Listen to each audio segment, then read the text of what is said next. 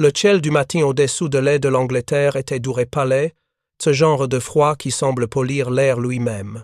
Sur le terrain de dispersion de Debden, des mécaniciens en combinaison couverte d'huile se déplaçaient rapidement parmi les rangées de pépiengitions et de moustons alignés, leurs fuselages d'aluminium brillant faiblement sous le soleil d'hiver. Nous étions dans la 3e semaine de février, 1944. Les équipes au sol du Fighter Group étaient déjà debout depuis des heures. Remplissant les longs réservoirs supplémentaires suspendus sous chaque aile, de minces gouttes d'argent prêtées à affronter le vent.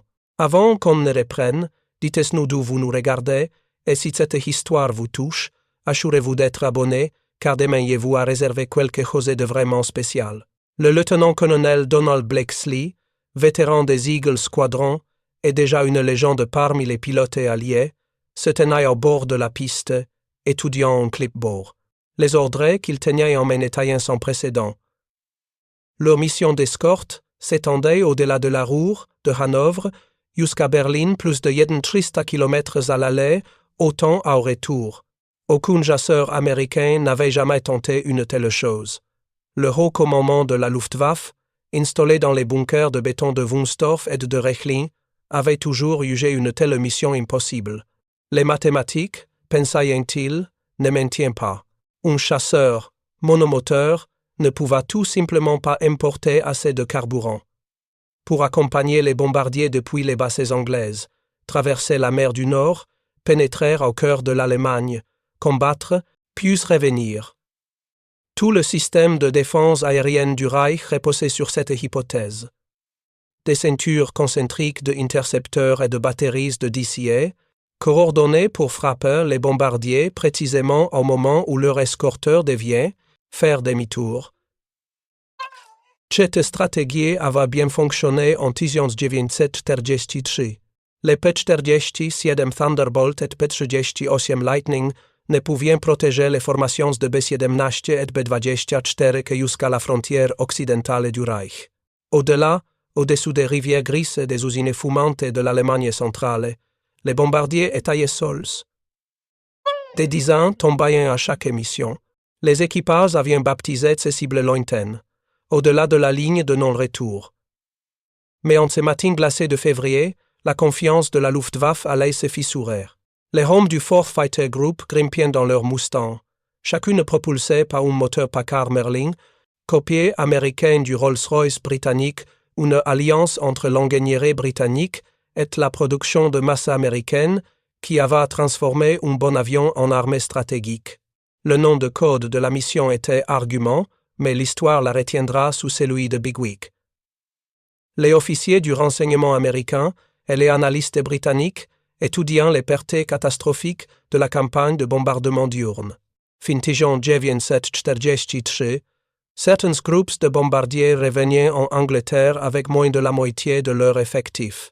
Le commandement de la 8th Air Force savait que s'il ne parvenait pas à frapper directement l'industrie allemande, toute la stratégie aérienne alliée risquait de s'effondrer avant même le débarquement. La réponse se trouva dans les ailes à écoulement laminaires du Mustang et dans ses fragiles réservoirs ventraux d'aluminium. Ensemble, ils doublaient presque le rayon d'action de l'appareil, portant sa portée théorique à plus de 7 km assez pour aller jusqu'à Berlin, combattre et revenir. À Debden, les pilotes de Blackley s'attachaient dans leurs cockpits.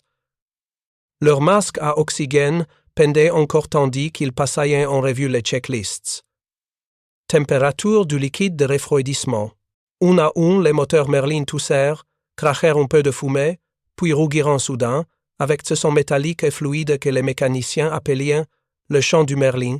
Le sol vibra sous le tonnerre synchronisé.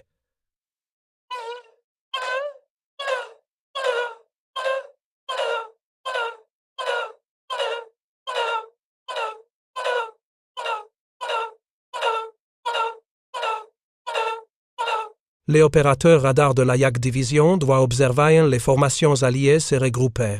Plus de 8 B-17 et B-20 se mettaient en formation. Leurs traînées de condensation s'enroulant comme des rubans blancs au-dessous de la mer du Nord. Les officiers de service restaient calmes, le scénario semblait familier. Les bombardiers deviendraient alors des proies faciles pour les escadrons J-11 et J-26. Dans ces postes de commandement, personne ne comprenait encore que toutes les hypothèses sur lesquelles reposait la défense aérienne du Reich venaient de devenir obsolètes. Pour la Luftwaffe, la portée n'était pas seulement une donnée technique, c'était une conviction. Une croyance fondée sur la logique de l'ingénierie et sur la confiance d'avoir dicté les règles de la guerre aérienne depuis 1939. Les pilotes allemands regardaient l'effort américain avec un mélange de respect et de mépris. Ils avaient vu de nouveaux chasseurs alliés apparaître sans cesse, chacune promettant de changer la guerre, mais aucune ne pouvant atteindre la capitale du Reich. Même lorsque des rapports isolés signalaient des Mustangs aperçus plus profondément à l'intérieur du territoire, beaucoup d'officiers parlaient d'erreurs d'identification. Sans doute des Thunderbolts ou des Lightning vus à travers le brouillard du combat. Pendant ce temps, au champ de USAA, le débat sur l'escorte à long rayon d'action prenait des allures de controverse théologique. Certains généraux, comme Ira Eker et Karl Spaatz, soutenaient que les bombardiers pouvaient se défendre seuls par leur formation serrée et leurs tourelles lourdes. D'autres, comme Jimmy Doolittle, savaient que les chiffres racontaient une autre vérité. L'attrition décimait les groupes de bombardiers. Le Mustang, s'il tenait ses promesses, ne se contenterait pas d'accompagner les bombardiers, il changerait la géométrie même de la guerre. À l'aube du 21 février, le plan entra en action. Les B-17, Flying Fortress de la 1st Bomb Division, des colliers de Bassingbourn, Molesworth et d'autres bassés, chacune chargée de 3 tonnes de bombes. Les usines visées se trouvaient près de Leipzig et d'Augsbourg. Les P-50 jeden des forts, 350 devant et 350 Fighter Groups deviennent les rejoindre au-dessous du Zuidergé et restèrent avec eux jusqu'à Berlin. En altitude, les Mustangs se glissèrent parmi les bombardiers, silhouettes fines et nouvelles au milieu des géants lourds. Les équipages de B-17, incrédules, exultèrent sur la radio. Pour la première fois, ceux qui s'attendaient à mourir quelque part au-dessous de l'Allemagne centrale ressentiront un véritable espoir. Dans son cockpit, Blakesley ajusta le mélange carburant-air, observant les aiguilles danser. Sous lui, la mer du Nord s'étendait comme de l'étang martelé. Les réservoirs pendus sous les halles contenaient 90 gallons chacun. Il les videra d'abord, puis passera sur les réservoirs internés pour le combat. Chaque mouvement de la manette était un calcul. Trop riche, le carburant manquerait. Trop pauvre, le moteur pouvait gripper à 8 mm. Des heures plus tard, alors que les formations entraient dans l'espace aérien allemand, les opérateurs radars du centre de commandement de Beritz remarquèrent quelque chose d'anormal. Les chasseurs d'escorte ne faisaient pas demi-tour, les rapports affluaient. Weser, Hanovre, Magdebourg partout, des chasseurs américains, clairement des Mustangs, attaquaient les escadrilles, d'interception avec une férocité inattendue. Depuis des années, la propagande allemande présenta les aviateurs du Reich comme des chevaliers du ciel, maîtres de la technique. Le Messerschmitt et Focke-Wulf avaient longtemps surpassé les modèles alliés par leur pure efficacité aérodynamique. À présent, au-dessous d'un Berlin fumant, cette illusion s'effritait. La Luftwaffe appellera plus tard ce jour la Die Zeit der Überraschung, le temps de la surprise. Leurs pilotes avaient vu ces nouveaux venus grimper à des altitudes qu'ils croyaient impossibles, les poursuivre au-delà des zones d'engagement habituelles, puis encore escorter les bombardiers jusqu'à leur retour. Le choc fut autant psychologique que tactique. Pour comprendre l'ampleur de ce choc, il faut rappeler la structure idéologique de l'armée aérienne allemande. Depuis sa renaissance dans les années 1927 sous le patronage de Göring, la Luftwaffe se voyait comme la pointe de la guerre moderne, mariage du génie technique et de la volonté nationale. L'endurance n'avait jamais été au cœur de cette identité. La vitesse, la précision, la puissance concentrée, oui. Leurs appareils étaient conçus pour des campagnes mesurées en minutes et en kilomètres, non pour l'arithmétique démesurée de la guerre industrielle. À l'inverse, les ingénieurs américains raisonnaient en miles, en gallons et en cadence de production une philosophie née non du romantisme des duels aériens, mais des réalités froides de la guerre de masse. Le Mustang en était l'incarnation, efficace, modulaire, produite en série par dizaines de milliers. Cette mission de février marqua la collision de ces deux visions dans le ciel mince de l'Europe. Peu au sol compriront que la guerre aérienne venait de basculer irréversiblement. Ceux qui le saisiront furent les pilotes qui, à travers la verrière d'un P-51 Jeden, voyant leur horizon se courber vers le cœur, l'Allemagne et ceux qui, impuissante, regardions depuis le sol les traînées américains passer au-dessous de Berlin. Préparer et raconter cette histoire nous a pris beaucoup de temps, alors si vous l'appréciez, abonnez-vous à notre chaîne, cela compte énormément pour nous. Maintenant, retournons à l'histoire. L'incrédulité de la Luftwaffe venait d'être brisée, non par la propagande, mais par une équation tracée en lignée de vapeur de l'Angleterre jusqu'à Berlin et retour. Le 6 mars 1944, le ciel au-dessus de Berlin se couvrit d'un réseau de traînées blanchées. Pour la première fois depuis le début de la guerre, la capitale du Reich allait être bombardée en plein jour par des appareils américains. Ce n'était pas une simple mission, c'était un message. A 10:45, plus de 617 Flying Fortress, franchiront les défenses extérieures, escortés par près de 100 P-51 Mustang. À leur approche, les sirènes de Berlin hurleront dans toute la ville. Dans les sous-sols et les abris antiaériens, les civils entendiront ce qu'ils n'avaient connu jusque-là qu'à travers les récits nocturnes. Le tonnerre régulier des explosions. Dans les bureaux de la Jagdgeschwader,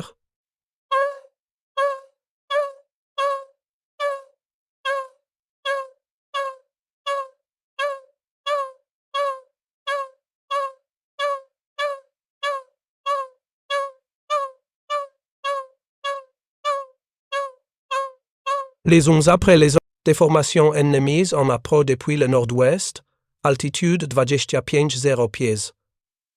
Les Focke-Wulf 190 et les Messerschmitt Bf 109 s'arrachèrent des pistes, le moteur Daimler-Benz hurlant à pleine puissance.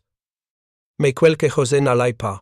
À peine les chasseurs allemands montaient-ils pour intercepter les bombardiers qu'ils furent frappés par des escadrons entiers de Mustangs surgissant du soleil. Les pilotes de la Luftwaffe, habitués à trouver des bombardiers sans escorte, se retrouvèrent soudain encerclés par des avions, qui volaient plus vite, grimpaient plus haut, et restaient plus. Le lieutenant Robert Goebel du 13e Fighter Squadron se sauva plus tard. C'était la première fois qu'il voyait des Allemands fuir le combat. Il n'avait jamais vu ça. Un chasseur américain qui pouvait se battre à 7 km de Berlin et encore avoir assez de carburant pour entrer. Les pertes allemandes furent terribles. Ce jour-là, la Luftwaffe perdit plus de 60 appareils en combat aérien, dont plusieurs pilotes vétérans. En revanche, sur les centaines de bombardiers engagés, la majorité revint à la base. Le choc psychologique fut immense. L'Allemagne venait de perdre l'un de ses derniers avantages stratégiques, la maîtrise du ciel au-dessus de son propre territoire. Dans les jours qui suivirent, les analystes du Reich tentèrent de comprendre comment cela va pu arriver. Les rapports techniques mentionnaient les nouveaux réservoirs externes, le moteur Merlin, et la consommation réduite du P-51 Jeden. Mais aucun tableau ni équation ne pouvait traduire la perte la plus grave, celle du mythe. Ces pilotes, striés sur le volet, avaient vaincu au-dessous de la Pologne, de la France, et même face aux Spitfire anglais, leur formation reposait sur un principe. La supériorité technique compense toujours l'infériorité numérique. Les Américains avaient compris quelque chose que les ingénieurs allemands avaient sous-estimé. Dans une guerre industrielle, la portée est une arme. Pouvoir à l'air plus loin, c'était choisir le lieu et le moment du combat. C'était transformer la géographie de l'Ruhr en champ de bataille totale. Les Mustangs, en escortant les bombardiers jusqu'à Berlin, firent plus que protéger les formations, ils transférèrent la peur. Pour la première fois, c'étaient les pilotes allemands qui volaient en guettant leur jauge de carburant, en surveillant leurs six. Pierre, sachant que désormais, les chasseurs américains pouvaient les poursuivre jusqu'à leur propre bassin. Un rapport de la Luftwaffenführungsstab daté du 9 mars 1944 admetta. L'ennemi dispose désormais d'un chasseur capable d'opérer sur l'ensemble du Reich. En réalité, la situation était encore pire. Les pertes répétées de pilotes expérimentés hommes comme Walter Oessau, Egon Meyer ou Wilhelm Budenbaum saignaient lentement la Luftwaffe. Les nouvelles recrues, souvent à peine formées, montaient dans leur avion avec moins de 10 heures de vol de combat.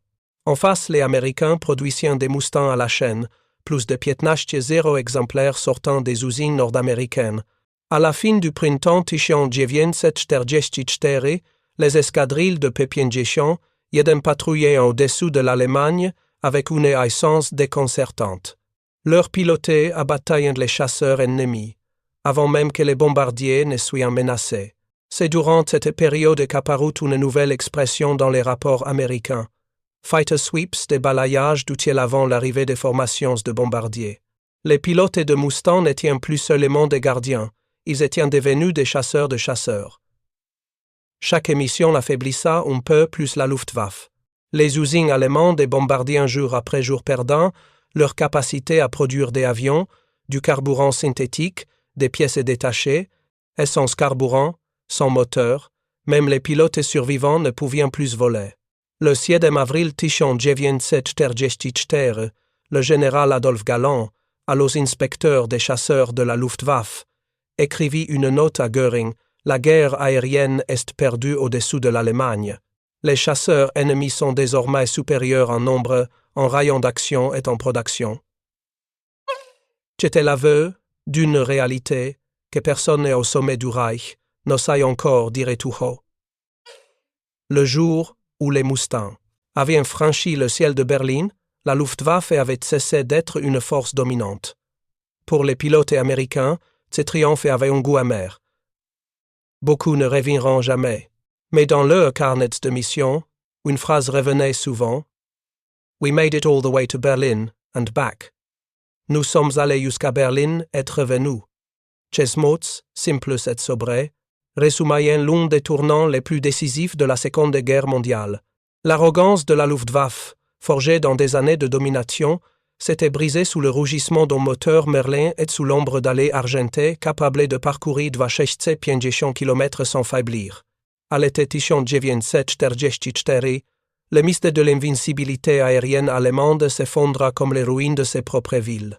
La Luftwaffe, autrefois l'arme la plus tranchante du Blitzkrieg, n'était plus qu'une ombre d'elle-même épuisée en carburant, en pilotes et en foi. Les chiffres racontaient l'histoire avec une clarté brutale. En 1940, l'Allemagne forma près de 6 000 pilotes. En 1944, à peine 3 000 nouveaux pilotes de chasse sortaient des écoles, dont beaucoup n'avaient que quelques heures de vol avant d'être envoyés au combat. À l'inverse, la 8e Air Force américaine pouvait perdre 60 Mustangs en une semaine et les remplacer avant la mission suivante. Le ciel de l'Europe s'était transformé en une équation à sens unique, celle de l'attrition et de l'industrie. La longue portée du Mustang fit bien plus que sauver des bombardiers. Elle fit s'effondrer toute une doctrine stratégique. Pendant des années, la Luftwaffe s'était appuyée sur une défense à courte portée. Économiser le carburant et garder les bases proches des usines qu'elles protégeaient. Américains ne pouvaient pas escorter le bombardier au cœur de l'Allemagne. Dès l'arrivée du P-50 cette hypothèse vola en éclats. Les formations de bombardiers ne venaient plus seules. Et les avions escortés par leur propre garde du corps des chasseurs et lancés est argenté capable de les accompagner du décollage et Angleterre jusqu'à la cible, puis tout le chemin du retour. Pour la première fois, la puissance aérienne alliée pouvait soutenir des bombardements de jour sur Berlin, Leipzig, Schweinfurt et les usines de carburant synthétique de Leuna et Merseburg. La Luftwaffe tenta de s'adapter. De nouvelles tactiques désespérées virent le jour. Les formations de Sturmgruppen des Focke-Wulf-Lohrmann, blindés attaquant par l'arrière, des intercepteurs armés de roquettes, étaient les premiers avions en réaction. Le temps que la nouvelle idée atteignait le front, les bombardiers alliés avaient déjà détruit les usines censées la produire. À l'intérieur de l'Allemagne, le moral commença à se fissurer. La propagande qui promettait à 10 une forteresse Europe ne pouvait plus masquer la réalité d'une domination alliée totale. Les civils voyant passer chaque jour des bombardiers américains, souvent escortés de chasseurs volant si bas qu'on distinguait les toits blanches peintes sur leurs allées. Les enfants de Berlin apprenaient à reconnaître le son rauque du moteur Merlin, différent du grondement plus profond des moteurs BMW des chasseurs allemands. Même Göring, l'arrogant commandant de la Luftwaffe, tout affrontait l'évidence, lors d'une réunion à la fin de 1944. Il aurait murmuré à ses officiers. Cette phrase résuma toute la transformation de la guerre aérienne du Blitz à l'effondrement, ce qui symbolisa autrefois la suprématie allemande et la maîtrise des distances appartenait désormais aux Alliés. Mais cette victoire est un prix terrible. Chaque pilote qui monta dans un Mustang connaissait l'arithmétique de la survie. L'espérance de vie moyenne d'un équipage de bombardiers au-dessous de l'Ruhr n'était que de 11 missions, celle d'un pilote de chasse, un peu plus longue, mais jamais garantie. 750 km jusqu'à Berlin, être retour n'était pas seulement une mesure de portée, c'était une mesure d'endurance, de courage, et de la certitude silencieuse que beaucoup ne reviendraient pas. Dans les images d'archives du printemps 1945, le ciel d'un Reich mourant est rempli de traînées blanches qui s'entrelacent des fantômes de machines et d'hommes se battant pour quelques minutes qu'on se souviendra pendant des décennies. Quelque part dans ces hauteurs glacées, l'héritage du dessin impossible d'Edgar Schmid atteignait son apogée. Un ingénieur né en Allemagne, fouillant le chaos de l'Europe, avait créé l'arme qui mettrait fin à ce chaos. Lorsque la guerre prit fin en mai 1945, la Luftwaffe n'existait plus non seulement vaincue, mais anéantie. Il resta moins de 500 chasseurs opérationnels. Les réserves de carburant se comptaient en jours, non en semaines. Et sur les aérodromes du sud de l'Allemagne, des centaines d'appareils abandonnés reposaient, leurs ailes couvertes de poussière, leurs moteurs silencieux. En revanche, les P-50 jeden de 9 Air Forces, survolant l'Europe libérée. Traçant dans le ciel leur cercle, de victoire les pilotes contemplant le continent, qu'il avait tant de fois traversé sous le feu. L'ironie était inévitable. La Luftwaffe s'était autrefois moquée du Mustang, le qualifiant de curiosité à courte portée. À la fin de la guerre, il était le symbole même de la portée, la preuve que la volonté industrielle, guidée par la vision, pouvait repousser les limites de la physique et de l'endurance. L'histoire du P-50 n'est pas seulement celle d'une prouesse technique, c'est une histoire d'imagination en temps de guerre du refus d'accepter que suffisant soit vraiment suffisant, et de la conviction qu'une machine pouvait transformer la stratégie. Des décennies plus tard, les historiens de l'aviation le surnommeraient l'avion qui a gagné la guerre aérienne. Mais pour les hommes qui l'ont piloté, c'était plus simple que cela. C'était l'avion qui rendait possible d'aller jusqu'au bout, jusqu'à Berlin, et de revenir, et ce faisant, de donner un sens au retour. Mais dans le silence qui suivit, un autre bruit demeurait un écho, celui des moteurs Merlin, vibrant encore dans les mémoires comme un battement de cœur d'acier. Pour des millions d'Européens, le ciel, jadis synonyme de peur et de destruction, redevena lentement un lieu de lumière. Pour les pilotes du P-50 et d'un Mustang, c'était différent. Ils avaient vécu trop près du soleil pour revenir sans cicatrices. Dans les semaines qui suivirent la capitulation allemande, les bases de la Ochem et de la Dziewięć, Air Force ressemblaient à des villes suspendues dans le temps. Des centaines d'avions alignés sur des pistes boueuses, des drapeaux délavés par la pluie du printemps. Des mécaniciens rangeant leurs outils avec une lenteur inhabituelle. Les missions s'étaient arrêtées, mais les gestes demeuraient. Certains pilotes faisaient encore tourner les moteurs, juste pour écouter le grondement familier, comme on écoute la voix d'un ami disparu. Le monde découvra la paix, mieux découvrir le vide. Car comment revenir à la terre quand on a vécu dans les nuages? Comment redevenir simple citoyen après avoir escorté la mort à travers l'Europe? Les journaux parlaient de victoire, de reconstruction, de liberté retrouvée, mais derrière les sourires des photographies, derrière les brassards et les médailles, subsista une mélancolie silencieuse, Les pilotes savaient ce que signifiait vraiment la phrase « Jusqu'à Berlin et retour ». Ce n'était pas seulement un exploit géographique. C'était un serment, celui de ramener les autres. Coûte que coûte.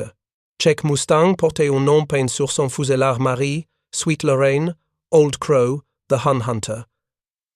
Ces noms étaient un détachement, des fragments de vieux civils accrochés à la guerre. Lorsque les pilotes rendaient leur appareil à la maintenance, ou les voyant désarmés pour la ferraille, c'était comme si une partie d'eux-mêmes disparaissait. Pourtant, même dans la nostalgie, un sentiment d'accomplissement demeura. Le Mustang n'était pas seulement un avion, c'était une promesse ténue, une promesse faite aux équipages de bombardiers qui, en 1943, avaient traversé l'enfer sans protection.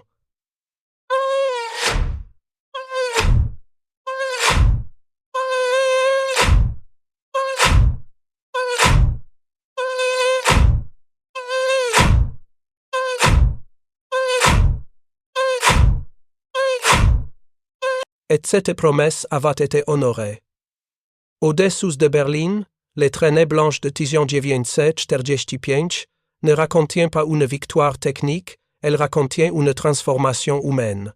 Des ingénieurs, des mécaniciens, des pilotes, des planificateurs, des milliers de personnes venues de continents différents, unies par une idée simple: repousser les limites du possible. Dans les hangars du retour, certains comparaient le bruit du Merlin à celui d'un violon. C'est une musique qu'on n'oublie jamais, dit un jeune lieutenant britannique en rangeant son casque. Et il avait raison, car la véritable mélodie du Mustang, ce n'était pas son moteur. C'était la conviction qu'un jour, la maîtrise du ciel ne servira plus à détruire, mais à protéger. Les ombres de l'après-guerre, mais le monde d'après-guerre, n'était pas celui qu'il avait imaginé. À peine la poussière de la victoire est tombée, un nouveau rideau de fer se dressait sur l'Europe. Le bruit des hélices s'effaça pour laisser place à celui des réacteurs.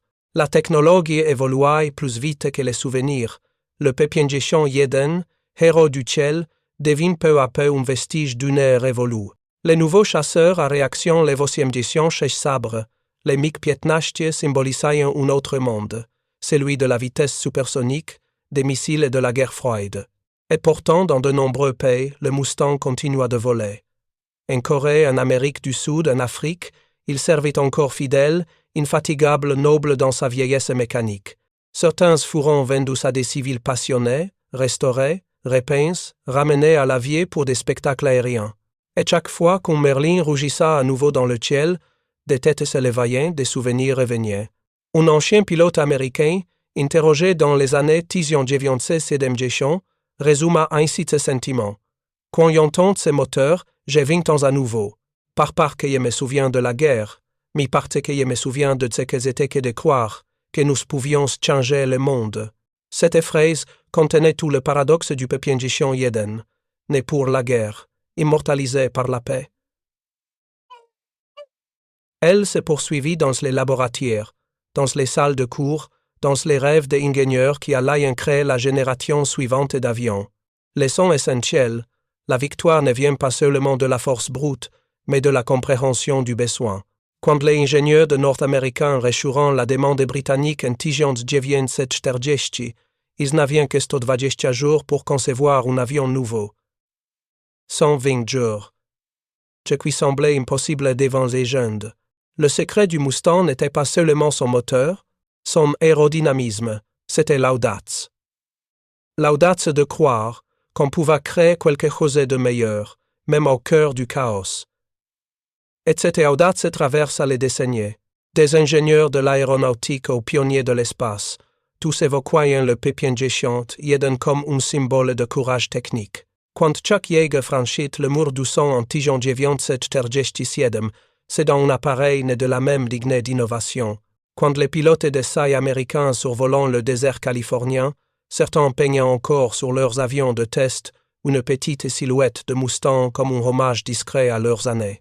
Dans les musées d'aujourd'hui, les visiteurs s'arrêtent souvent plus longtemps devant le P-50 Jeden que devant d'autres avions plus modernes. Peut être parce que, dans ces lignes élégantes, ils reconnaissent une époque où la technologie et le courage semblaient marcher main dans la main. Un ciel pour la mémoire chaque année, lors des meetings aériens ou des commémorations du jour de la victoire. Un ou deux Mustangs prenant encore leur envol. Leur métal poli reflète la lumière comme s'il capturât le soleil. Mais pour les anciens, ceux qui ont vu ces avions à l'œuvre, ou ceux qui ont perdu quelqu'un là, le son du Merlin n'est pas un bruit. Sur certains carlings restaurés, on piolirait des inscriptions d'époque, Berlin Express, Big Beautiful Doll, The Flying Dutchman. Derrière chaque nom, il y a un visage, un rire, une lettre envoyée depuis une base anglaise, un espoir suspendu au-dessous de l'Atlantique. Un ancien mécanicien raconta un jour. On disait que les avions avaient un homme. Ce n'était pas vrai. C'était les hommes qui leur en donnaient une. Et peut-être que c'est cela, l'héritage du pépien Jeden, non pas une simple machine victorieuse, mais un miroir de ceux qui l'ont rêvé, construite, pilotée, le symbole d'un monde nouveau. Le Mustang n'a pas seulement changé la guerre. Il a changé la manière dont l'humanité regardait le ciel. Avant lui, le ciel appartenait à quelques-uns aux pilotes héroïques, aux pionniers solitaires. Après lui, le ciel devint un champ collectif, un lieu où la puissance et la responsabilité se rejoignirent. Le monde d'après 1945 entra dans une ère où voler n'était plus un miracle, mais un devoir. Les Méhons qui avaient escorté les bombardiers vers Berlin participèrent ensuite à la naissance de l'aviation civile, du transport aérien moderne, de la conquête spatiale. Leur expérience du ciel en guerre devant la fondation du ciel en paix. Quand un jeune pilote civil s'assied aujourd'hui dans un cockpit, il le fait avec la même discipline, la même humilité que ceux du Mustang. Et s'il entend un jour un ancien murmurer en regardant un vieux film d'archives, c'était nous là-haut, alors il comprendra que le ciel ne s'étaille jamais. Berlin est retour, Berlin est retour. Ces trois mots résonnant encore comme une prière, ils ne symbolisant pas seulement une mission accomplie, mais une boucle fermée, celle de la peur transformée en maîtrise, du mépris transformé en respect. Les pilotes allemands eux-mêmes, dans les années d'après-guerre, reconnurent la grandeur de leur adversaire. Certains, interrogés dans les années 1950, admettaient sans détour.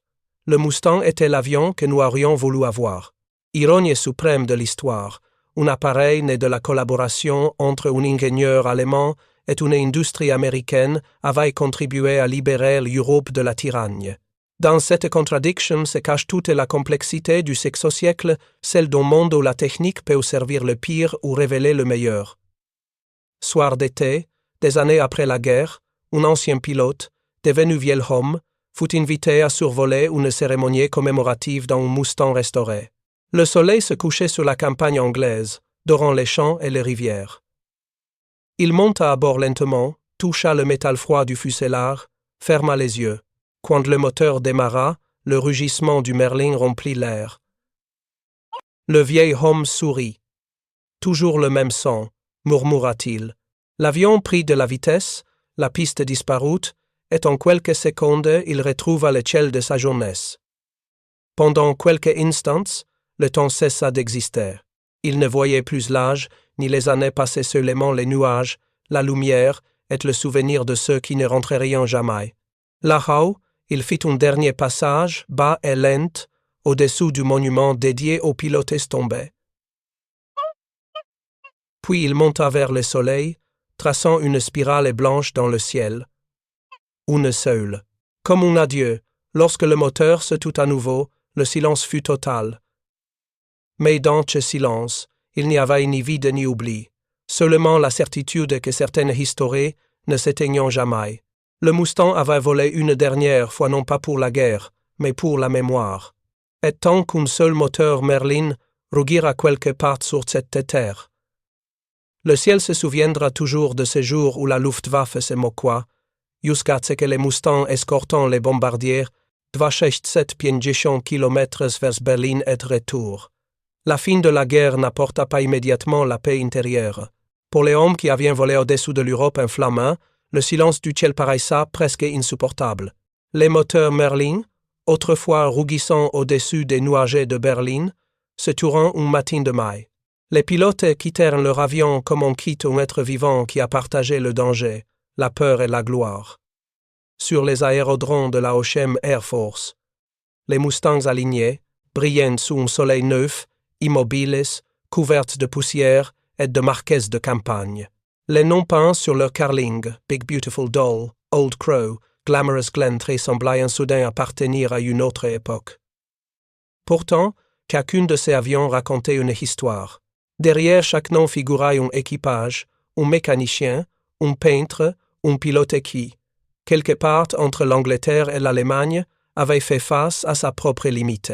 Les archives militaires de la fin de 1945 répertorient plus de 1487 Mustangs produits. Certains avaient été détruits dans des combats acharnés, d'autres avaient survécu à des centaines de heures de vol, couverts de parcs de réparation et d'insignes de victoire. Mais tous portaient l'empreinte de cette transformation, celle d'une guerre passée de la domination à la survie, de la suprématie à l'endurance. Les hangars éventrés, les pistes criblées d'impacts, les carcasses de Mestodjeviens et de faux Stodjeviens rouillés, sous la pluie et toutes celles à témoigner de la chute d'une idéologie autant que d'une armée. Et parmi ces ruines, les ingénieurs alliés découvriront des prototypes, des moteurs à réaction, des allées en flèche, des fuselages expérimentaux. L'ironie voulut que nombre de ces innovations allemandes inspireraient, après la guerre, les futures générations d'avions alliés. Ainsi, l'histoire se replia sur elle-même. Le peuple en gestion, Jeden Mustang, né d'un ingénieur allemand exilé aux États-Unis, avait contribué à abattre la Luftwaffe.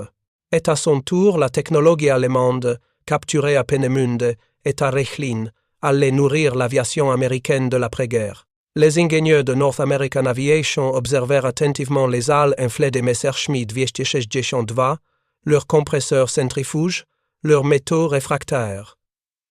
Ces études donnèrent naissance à un autre oiseau légendaire, le F-86 sabré, qui dominerait le ciel de Corée quelques années plus tard.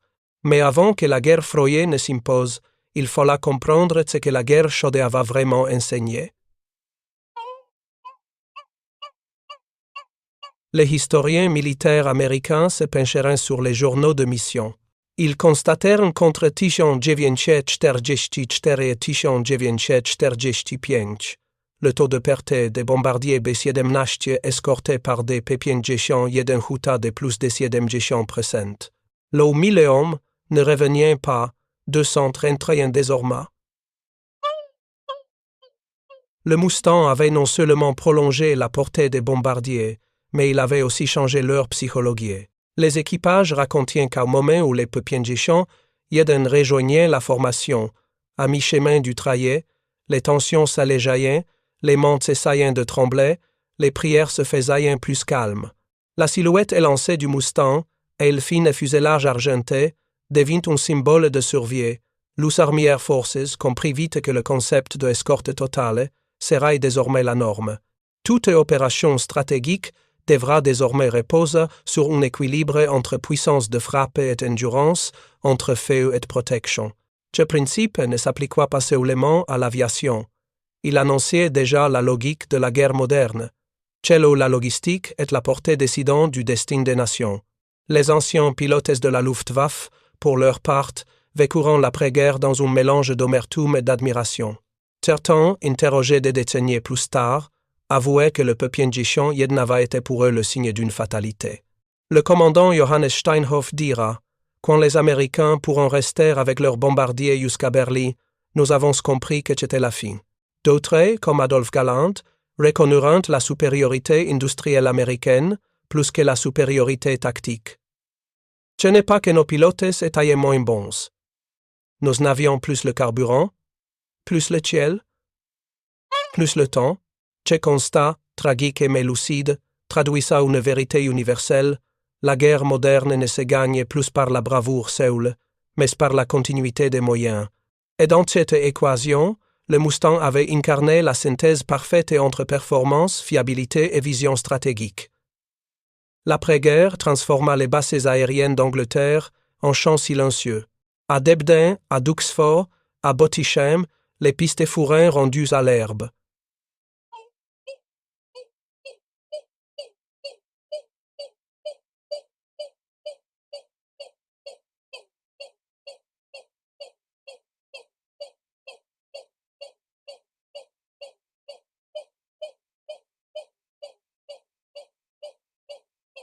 Mais chaque année, des vétérans revenaient, certains rameniant leurs enfants, d'autres des fragments de métal poli, ou morceaux d'allée, une hélite. Ils racontaient les noms de ceux qui n'étaient jamais revenus, ce qu'on appelait « missing in action ». Pour beaucoup, le Mustang n'était pas un avion de guerre, c'était une tombée volante devenue symbole de mémoire. En Amérique, l'image du Peupian-Gichon y a pris une dimension mythique. Il apparaissait dans les parades, les films, les manuels scolaires. Hollywood transforma ses pilotes en héros solaires, oubliant souvent la peur, la solitude et la culpabilité. Mais dans le hangar des musées, les vétérans qui visitaient ces machines ne voyaient pas la gloire. Ils voyaient l'odeur de ville chaude, les nuits glacées avant le départ, les messagers non envoyés. Ils savaient que chaque victoire avait été achetée au prix d'un autre visage disparu.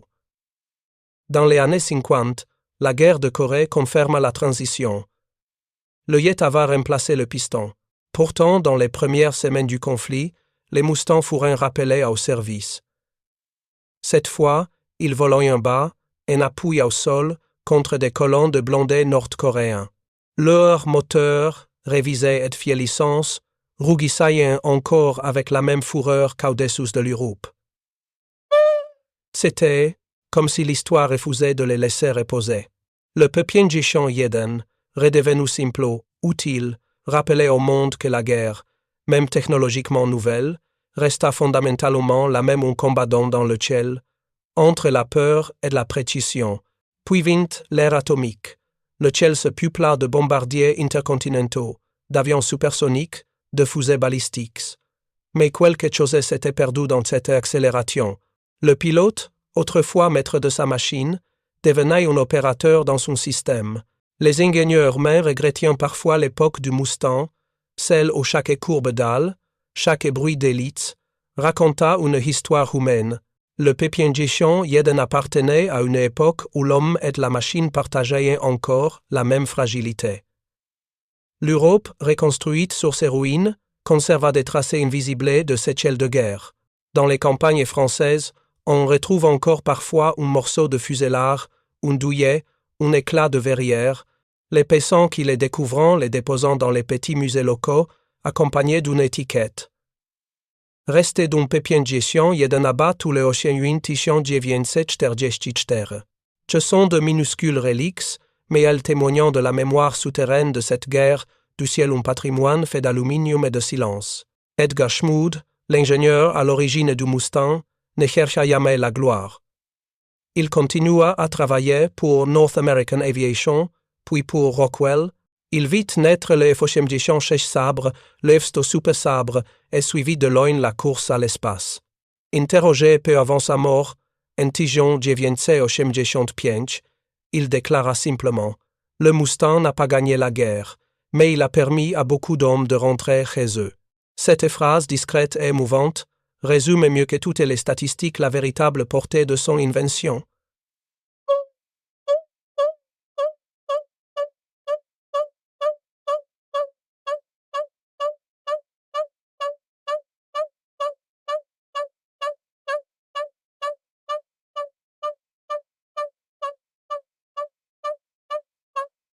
Incarne une idée, celle que la maîtrise du ciel peut être au service de la liberté, non de la domination. Dans un siècle où la technologie allait souvent servir à détruire, cet avion devint paradoxalement un instrument de libération. Il escortait non seulement des bombardiers, mais aussi, symboliquement, l'idée que la science pouvait protéger au lieu d'asservir. Aujourd'hui encore, lors des meetings aériens, quand un Peupian-Gichon Jeden s'élance dans le ciel, les spectateurs entendant ce son unique, ce vrombissement vibrant du moteur Merlin. C'est un son différent de tous les autres, plus grave, plus noble, presque humain. Il ne parle pas de guerre, mais de souvenirs. Chaque passage rappelle la distance parcourue, ces 2650 km, aller-retour jusqu'à Berlin non comme un exploit militaire, mais comme la mesure exacte de la volonté humaine. Ce n'est pas un hasard si dans les musées de l'ère de Londres, de Washington ou de d'Oxford, les guides s'arrêtant souvent plus longtemps devant un Mustang que devant tout autre avion. Ils savent qu'il ne s'agit pas seulement d'une machine, c'est un récit. Celui du monde qui a frôlé l'abîme et qui, dans le rugissement d'un moteur, a trouvé un moyen de le traverser. Dans un carnet retrouvé en 1945 sur un aérodrome anglais, un jeune pilote américain avait écrit « Chaque fois que je monte dans mon Mustang, je me rappelle pourquoi je me bats, pour rentrer, pour revoir la lumière. » Ces mots, simples et anonymes, contiennent tout le sens du sacrifice et de la rédemption. La guerre, dans toute sa folie, trouve parfois sa beauté dans ceux qui refusent de céder entièrement. Le Pepinjetion, Jeden Mustang fout cette beauté mécanique au cœur du chaos. Il symbolise la rencontre improbable entre la science et le courage, entre l'exil et la liberté. Et quand il escorte les bombardiers sur 250 km aller-retour jusqu'à Berlin, il ne transporta pas seulement des armes, mais une promesse. Celle que même dans la guerre, l'homme pouvait encore choisir de voler vers la lumière. À suivre d'autres histoires exceptionnelles vous attendant juste à l'écran. Et n'oubliez pas de vous abonner et d'activer la cloche de notification pour ne manquer aucune de nos prochaines vidéos.